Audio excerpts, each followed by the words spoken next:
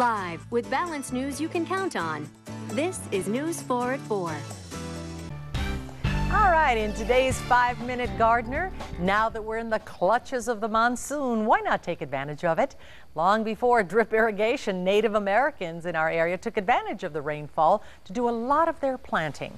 Our 5-Minute Gardener, Debbie Mounts from Harlow Gardens, has some tips on planting vegetable seeds this time of year. Good afternoon. Holy moly, the rains have begun. The monsoon has just started. And it's a wonderful opportunity as a gardener to consider doing what I call a monsoon garden. Now, the native people around here, the old people, they were smart. They knew that they could use the monsoon rains to help grow their vegetables. So I'm going to talk to you today about some of the things that you can start from seed and or plants in your garden right now, taking advantage of those monsoon rains. Now, some of the things, I brought some seed package for y'all. Some of the things you can take advantage of is there's some of the beans. Some of your pole beans are great during the monsoons. This is one that are called yard-long beans. They love the heat. They do beautifully. We also have your corn. You may want to wait till more towards the end of the month for corn, but that's when the native people planted it, and they knew better than we know. You can also do things like squash. There's a couple kinds of squash. You can do all of your winter squashes and your summer squashes too. You want to get those in the ground right away if you're going to do those. Right around the middle of the month is kind of the cutoff for those. But those are also a great crop to do at this time of the year. You can do some okra. You could do some pumpkins. You can grow your own pumpkins, including, there's one called Lumina, which is a white pumpkin, but you can do pumpkins. You want to do the smaller pumpkins. The bigger ones tend to kind of, with our heat, they'll split and crack and such. So do some of the smaller pumpkins. They do beautifully at this time of the year. Another thing that you can do is some of the melons. Again, the watermelons and the cantaloupes, the muskmelons, you can do all of those at this time of the year. Give them a lot of space because they are a vining plant and they're going to take up a whole lot of ground.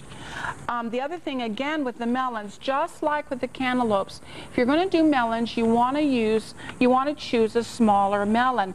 This melon is called Bush Sugar Baby, and it's kind of a small, round melon. Again, our heat can make them split if you grow the bigger ones. And this one is a cantaloupe called Minnesota Midget.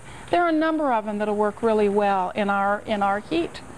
Alrighty, well, thank you. I like that, Minnesota Midget. Yeah, yeah. And of course, you know, you have to understand that you're not going to totally depend on the monsoon to water. You got to do additional watering. Right. There's a couple things that you can do because, of course, the water is the key. At this time of the year, the water is the tip. Now, what's cool about the monsoons is the main thing that they bring the rain, but they also bring ambient humidity. Because what happens with seedlings, when it's really dry and hot, it just sucks the moisture out of those seedlings, and they just kind of dry up and die. But that ambient humidity, even though it's hot, will still help support those little seedlings. A couple of tips. Be sure to plant your garden with some afternoon shade. That's going to help. None of us really in the summertime want the afternoon sun, including your vegetable garden. Mulch the garden. Mulch your seedlings as they come up. Let them come up for a little while, and then when they get their second or third set of leaves, you can put a couple inches of mulch on top of the ground without suffocating the stem. But you can do straw. You can go to the feed store and buy straw. That works really well. You can just do a bag of mulch like from the nursery. That'll work really well. Another one of the tips is your watering. Make sure that your watering is kept low to the ground and really soaks into the ground well. So you can do things like, if you have an irrigation system, that would be great. Or you can go to the hardware store and buy a soaker hose.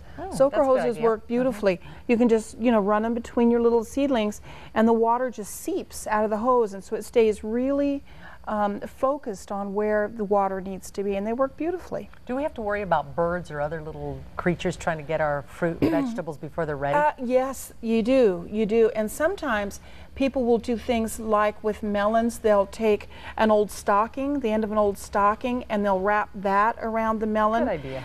One of the things that I did when I used to grow melons is I grew the small melons, the cantaloupes, and I actually trellised the melons, because what would happen is, as a gardener, you knew the melon was ripe when you could actually smell the melon when you got within a few feet.